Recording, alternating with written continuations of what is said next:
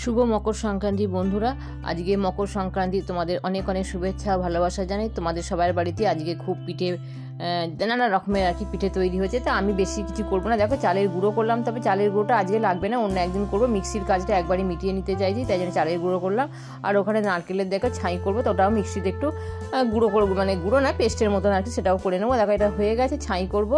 আর জানো তো আজকে তৈরি করবো পাটিসাপটার ভিতরে যে পুরটা হয়, আমার ছাইয়ের পুরটা খেতেই বেশি ভালো লাগে, আমার মেয়ের এদের সবারই ভালো লাগে। তবে বাবুসোনা যেহেতু বয়স হয়েছে সন্দেশ খায়, আর দেখো মাখা সন্দেশ আনতে বলেছি, কীরকম এনেছে। বাবুসোনা খাবে, আর বাবুসোনা দুই বন্ধুকে দেবো, ওনাদেরও বয়স হয়েছে, তাই ওনাদের সন্দেশ দিয়ে করে দেবো। আমরা বাড়ির সবার জন্য এরকম করবো আর কি, ছাইয়ের পুর দিয়ে করবো আর কি। ওনাদের খেতে ইচ্ছা গেল বয়সের কারণে, এই নারকেলের এই গুড়ের এই পুরটা দিয়ে খেলে ওনাদের অসুবিধে, সেটা সবাই জানো তোমরা, তাই ওনাদের জন্য সন্দেশটাই মানে একদম পারফেক্ট।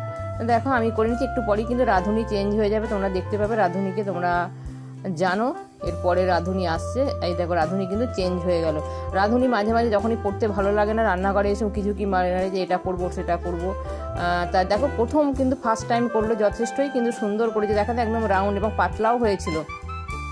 আসলে আঁকার হাতটা তো খুব ভালো, বেশ হাতটা, যার ফলে কি ওর এইগুলো করতে খুব একটা অসুবিধা হয় না। আমিও ভাবতে পারিনি যে এতটা সুন্দর প্রথম টাইমে করবে। দেখো আমাকে একদম হেল্প করে, আমি পাশে দাঁড়িয়ে আছি, যদি মা কিছু করে ফেলে তাড়াতাড়ি করে, যদিও স্পিড করেছি ঠিকই, কিন্তু ও নিজেও তাড়াতাড়ি করছে। আমি বললাম না আমি করবো না, তুই নিশ্চিন্তে মনে কর।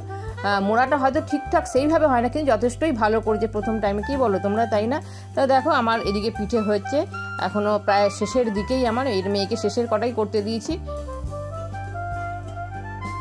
তোমরা কমেন্টস করে বলো কেমন হয়েছে আমার। দেখো মানে ও খুশি হয়েছে, আর দেখো দুটো থালায় দু রকম পিঠে আমার হয়েছে। তাহলে টাটা, বিদায় নিলাম।